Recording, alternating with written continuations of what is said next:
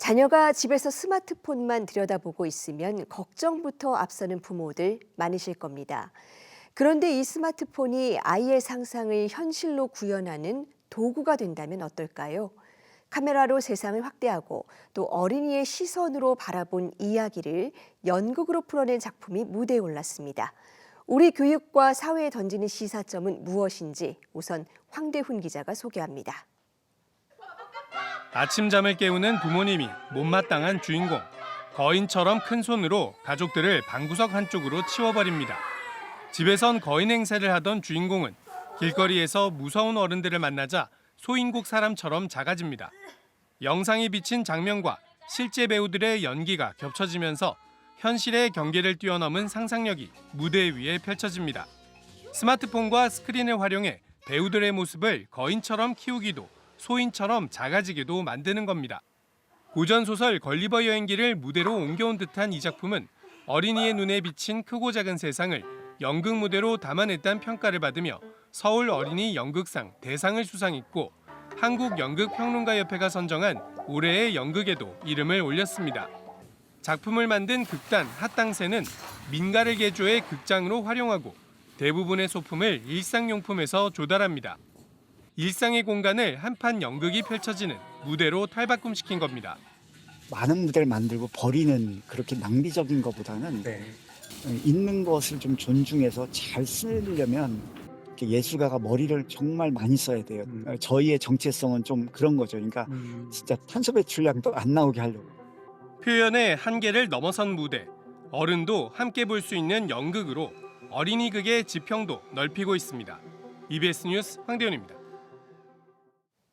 네, 스마트폰을 활용한 연극 걸리버 여행기 주민 아웃을 제작한 극단 핫당새의 윤시중 연출과 조금 더 자세한 이야기 나눠보겠습니다.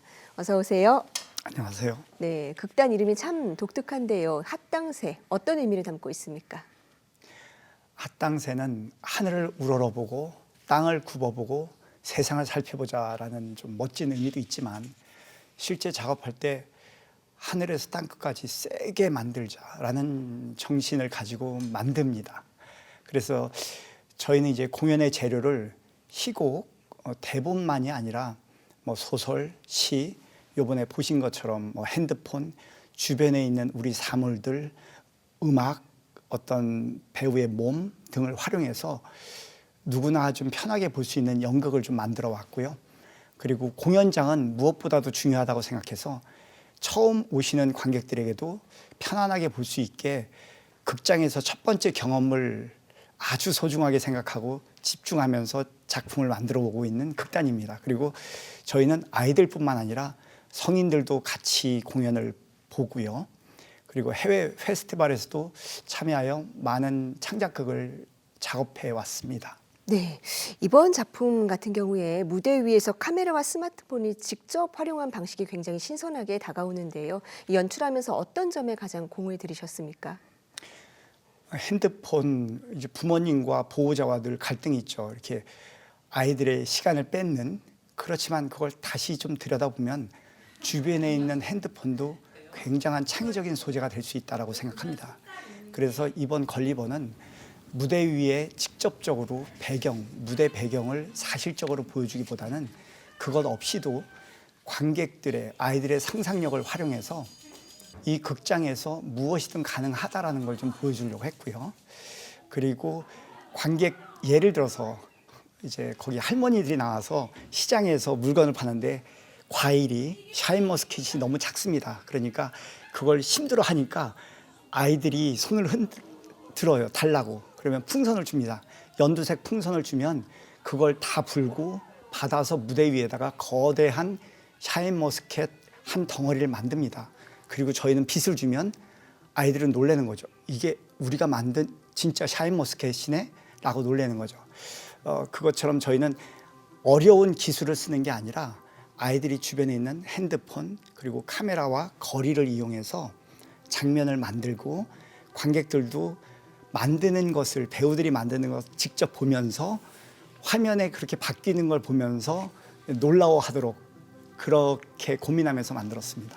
네, 디지털 기기가 아이들을 뭐 세상에서부터 고립시킬 수도 있지만 때로는 이렇게 세상을 더 깊이 들여다볼 수 있게 하는 도구가 되기도 하죠. 이런 점들을 강조하신 것 같은데 꾸준히 또 어린이 연극을 만들어 오셨습니다. 특별히 중요하게 생각하시는 철학이 있습니까?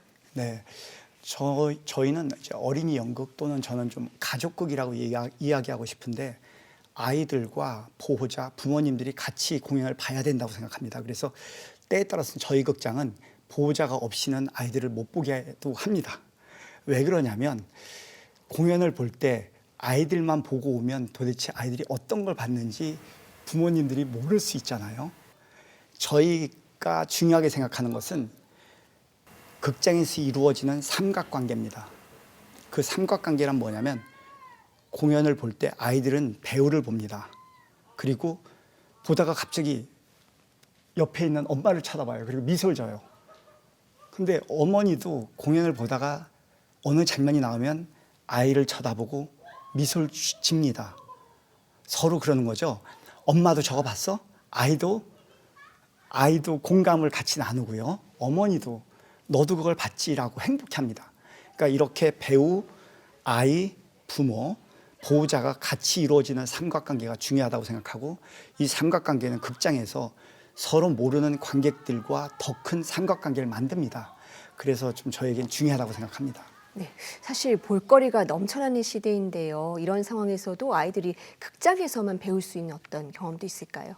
네, 뭐 유튜브나 넷플릭스 편하게 보잖아요. 그런데 극장 오려면 힘들게 버스 타고 지하철 타고 오죠. 그래서 좋은 것이 있습니다.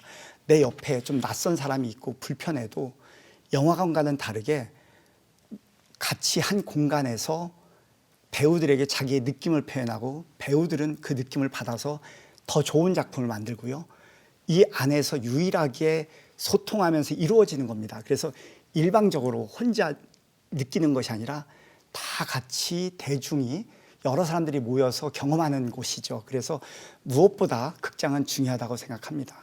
네, 올해 준비 중인 또 다른 새로운 시도가 있으실까요?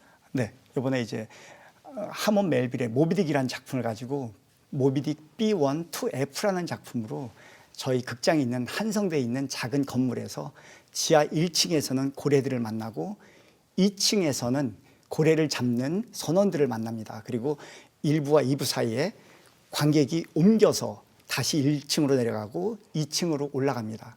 그리고 건물의 계단, 복도, 화장실, 옥상, 심지어는 건물 밖까지 카메라를 활용해서 이 연극을 했던 극장이 확장되는 것을 보여줍니다. 그렇게 해서 이제 관객들과 같이 연극을 만들어가는 거죠.